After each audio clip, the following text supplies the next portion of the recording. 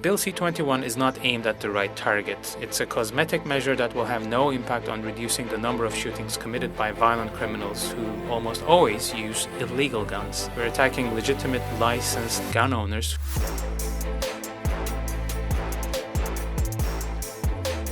Mr. Chair, distinguished parliamentarians, I am a retired SPVM Supervisor and I work with the media and elected officials to explain the police profession and the reality of the field. I'm a founding member of the Community of Citizens in Action Against Violent Criminals, the CCACV, which proposed 16 actions on January 26 to the various levels of government, including the federal government. You have just heard from another founding member, Mr. 𝐼𝐧𝐝. Ms. Annie Samson, former Vice President of the VDM Executive Committee, completes our trio. Victims of violent crime and their loved ones are our inspiration. We believe that in Canada, the rights and freedoms of victims and their loved ones to life, health, and safety should take priority over the rights and freedoms of violent criminals.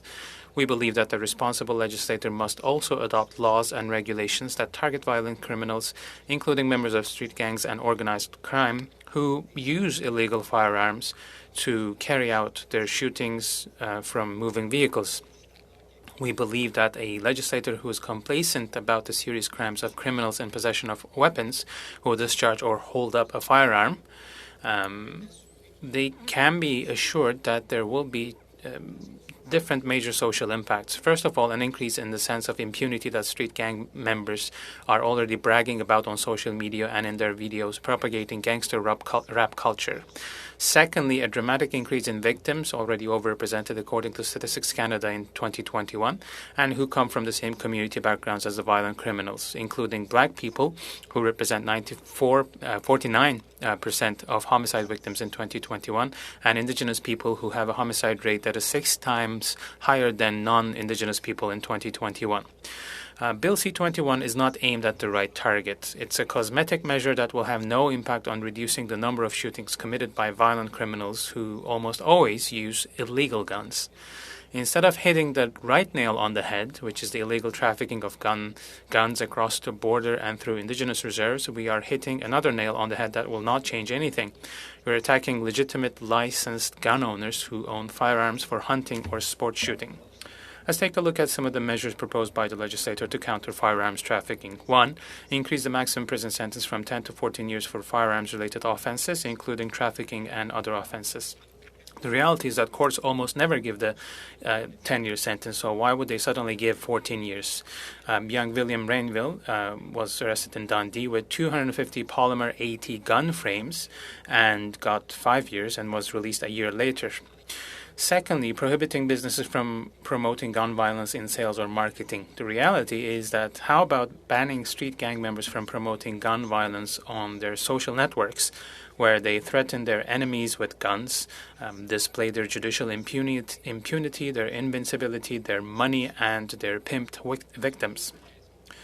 So let's do a comparison. Continuing with the same logic as C-21, we could say that when it comes to the problem of drinking and driving, which causes many deaths by road criminals, the legislator's solution would be to ban cars from everyone, even licensed law-abiding motorists. So the inconsistency between the problem and the solution can be easily seen.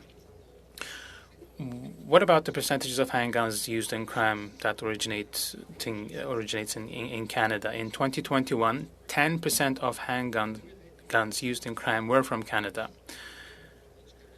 Of the remaining 90%, 45% came from the USA, and 23% of these were untraceable, and 22% were ghost guns. And 9 out of 10 crimes were therefore caused by illegal handguns. In 2022, so far, 16% of weapons used are from Canada. So 8.4 out of 10 crimes are caused by illegal handguns. How could the legislator tackle illegal guns? By surveillance of the border, and especially around the 𝐂𝐂𝐷 Reserve, by adding cameras, drones, electronic surveillance, high-speed boats, by adding patrols and checkpoints by the CBSA, RCMP, SQ, and the OPP, increasing the number of vehicle inspections on the border, and by increasing the number of inspections of all motor vehicles leaving Indigenous reserves by land, sea, or air, and by having a procedure that requires the CBSA to lay criminal charges for each seizure. Right now, prosecutions are very rare. Also by increasing the cooperation of the RCMP with U.S. authorities in investigations, and finally better funding the development of informants and criminal sources living near borders and on indigenous reserves. So in conclusion, the legislator must aim the right target and not licensed sports shooters or hunters. In addition to hunters, the legislator should, at the very least, exempt sports shooters who train regularly, who are registered in a recognized shooting club, and who take part in at least one competition per year in order to keep their skills. Thank you.